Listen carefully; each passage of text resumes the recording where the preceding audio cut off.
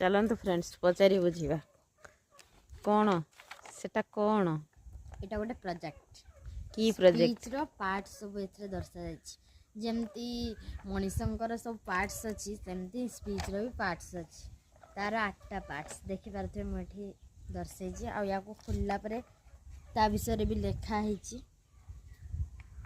देखि पारु छी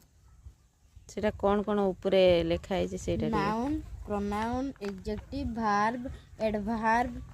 preposition conjunction interjection आ से घरटारे कौन लिखा है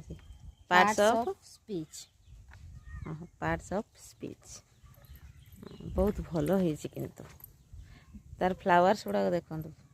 फ्लावर्स गुड़ा बहुत सुंदर है बहुत सुंदर गुड गुड वेरी गुड